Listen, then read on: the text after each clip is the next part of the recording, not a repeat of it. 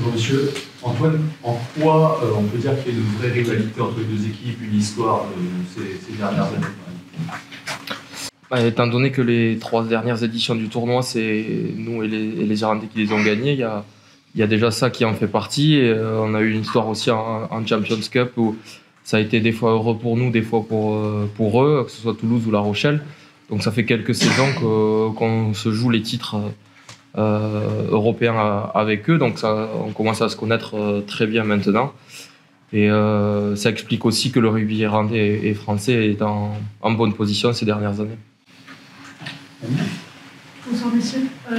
Antoine, est-ce que tu peux nous parler de l'ambiance de la Viva Stadium pour ceux qui ne connaissent pas? Les publics irlandais, c'est un public qui est très connaisseur, où ils ont énormément de supporters. Je pense que si le stade faisait 2 fois la capacité, il le remplirait. C'est ça qu'on aime aussi, que ce soit dans le stade ou dans la ville. On sent cette euphorie quand il y a des matchs de l'équipe d'Irlande. Et évidemment, ils poussent beaucoup pour supporter leur équipe et ils remplissent leur rôle pleinement. À chaque fois qu'on joue ici, on sent bien que c'est un terrain qui est compliqué pour nous, mais c'est des atmosphères qui sont quand même incroyables à vivre. Bonjour monsieur. Antoine, est-ce que tu as senti un état d'esprit différent au sein de l'équipe de France cette semaine avec ce match qui arrive, qu'on annonce comme un gros défi? À chaque fois qu'il y a des matchs qui sont, on peut parler presque de phase finale, de matchs importants, il y a toujours une excitation particulière, un état d'esprit qui change un petit peu, beaucoup d'excitation, beaucoup d'impatience aussi. La semaine est toujours plus longue quand on attend un gros match comme ça et je pense que tout le monde s'est mis en configuration de l'événement. On sait qu'il faudra qu'on soit à notre meilleur niveau et qu'on fasse le moins d'erreurs possible si on veut pouvoir espérer gagner demain. Ouais, Sean, est-ce que tu peux nous donner des nouvelles de Grégory Albu, de ses sensations aujourd'hui à l'entraînement? Et Antoine, vu que ça me fait proche, peut-être aussi dans la semaine, est-ce que ça vous a un petit peu inquiété? Gregory, yes. Greg Aldrit, he's a warrior. Il combat pour tout le match, pour 80 minutes, pas de problème pour lui. Il a gagné beaucoup de trophées avant. Et j'espère qu'il joue pour France. Oui, je pense que c'était plus de la prévention de ne pas le faire s'entraîner mercredi. Il a pu prendre le temps, continuer de se soigner, mais aujourd'hui, il avait l'air d'être dans de très bonnes dispositions, donc je ne suis pas inquiet pour lui. Sean, peux-tu nous expliquer techniquement comment tu vois cette équipe d'Irlande, ses points forts que tu vas essayer de contrer avec ta défense?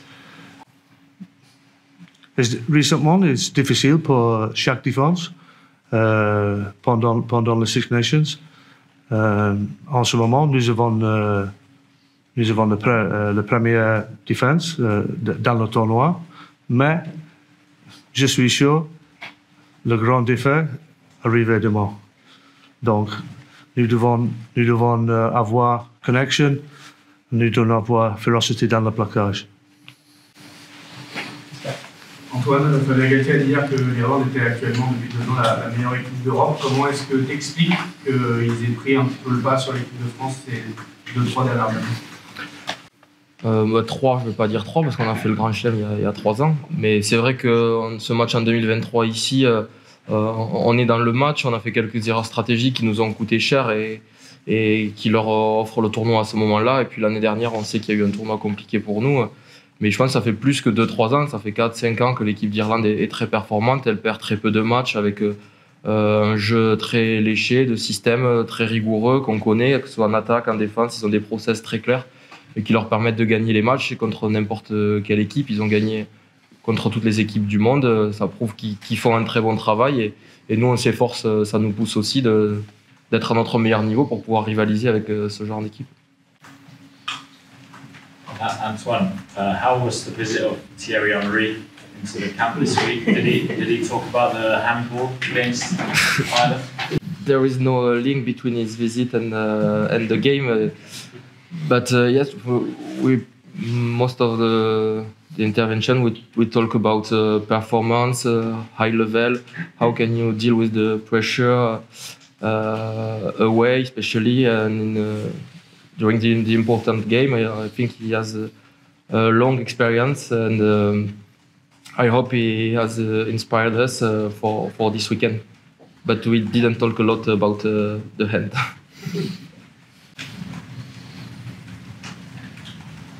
And fun. You're happy to have Romain back at 10 after a few games away? Yeah, sure. Romain and me, we know each other very well for a long time now. I think it's important for the team as well. He knows the system very well. He's a warrior as well as Gregory, and I think his defense will be very important tomorrow. And I'm sure he will be at his best tomorrow. Antoine, est-ce que tu peux nous parler de ton vis-à-vis? On dit qu'il est aussi influent que toi dans le jeu irlandais. Ça fait plusieurs saisons maintenant qu'il fait de très bons matchs, qu'il est très régulier aussi, que ce soit avec le Leinster ou l'équipe d'Irlande. On sent vraiment qu'il a un impact sur cette équipe et il arrive à être décisif quasiment à chaque match. Comme il est un poste clé à la charnière, on sait que c'est toujours des postes qui sont importants, donc ça sera à nous d'être vigilants et de le surveiller. Antoine, alors Fabien disait qu'une défaite ne changerait rien ici. On a tendance à penser que dans votre mandat vers l'Australie, après 2 défaites consécutives contre eux, ça vous permettrait de jouer la gagne du tournoi la semaine prochaine. C'est quand même un match charnière dans ces cas. Bien sûr que c'est un match qui est hyper important pour que ce soit dans notre progression depuis dans ce nouveau cycle entre la dernière Coupe du Monde et la prochaine. Mais malgré tout, le résultat ne définira pas de ce qui se passera dans les prochaines saisons. Mais bien sûr que c'est un match important déjà pour ce tournoi, pour le résultat du tournoi actuel. Et c'est toujours important de faire des gros matchs contre des grosses équipes. L'Irlande, ça fait partie des meilleures équipes au monde. Et nous, on est là pour se mesurer à ce genre d'équipe et être au niveau. Donc bien sûr que c'est un match très important pour nous, mais comme pour eux, je pense. Antoine, Fabien a pas mal parlé d'arbitrage hier. En quoi tu penses que ça peut être une des clés du match? Déjà, ça sera à nous d'être maître de notre jeu, de ne pas faire de fautes, de ne pas offrir d'occasion aux Irlandais de venir dans notre camp par des pénalités. Après, on sait que quand ils s'approchent des lignes, ils sont durs à arrêter. Et après, on voit tous les matchs qu'ils font le week-end sur leur défense. Ils arrivent quasiment continuellement à ralentir les rucks adverses avec des joueurs qui sont souvent à la limite, mais c'est, je pense, travaillé et très bien fait. On voit qu'ils connaissent la règle très bien et qu'ils sont à la limite de se faire pénaliser et ils ne le sont pas. Ils ne sont pas toujours à la faute, ils sont très bons là-dedans, donc ça sera à nous de faire notre maximum pour avoir des ballons rapides. Et s'ils sont à la faute, on espère, comme l'a dit Fabien, un arbitrage juste, mais on n'est pas inquiet là-dessus. Sure, on a similar theme to what Antoine's just been asked, Fabian this week spoke about the refereeing and the importance of Angus Gardner on tomorrow afternoon. Can you expand a little bit on sort of the different interpretation, Southern Hemisphere, Northern Hemisphere? The referee is always important in a game, isn't it? And but we've ultimate confidence in him to do a good job tomorrow. We've had a brief chat with him, over the internet regarding certain aspects of the game, and he agreed with most things that we said, and we're expecting him to be fair to Ireland, but also to be fair to us as well tomorrow. Sure, where does Ireland in Dublin rank as sort of the hardest places to play and win in the world game? It's the ultimate challenge in the Northern Hemisphere to come to Dublin and win without a shadow of a doubt. The last 2 years they've been absolutely marvellous, haven't they? And great to watch as well. And we've all been preparing hard. I've been listening to Thin Lizzy all week, and you too, watching Steve Collins fights from the 90s, so I feel ready.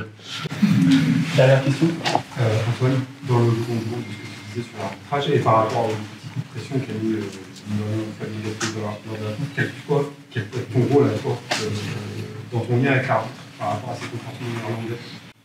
Moi, je pense que les arbitres connaissent mon jeu. Je ne joue pas pour avoir des pénalités ou je veux juste avoir des ballons rapides pour que mon équipe soit dans les meilleures conditions. Donc, si j'estime qu'il y a des joueurs qui sont à la limite, j'irai lui dire. Mais de toute façon, on ne veut pas jouer là-dessus. Nous, on va se concentrer sur nous, sur faire ce qu'on peut maîtriser, être les meilleurs possibles dans nos attitudes pour avoir des bons ballons. Et selon le scénario, j'aurai le temps de pouvoir échanger avec lui. Mais on va surtout se concentrer sur notre jeu et ce qu'on peut faire.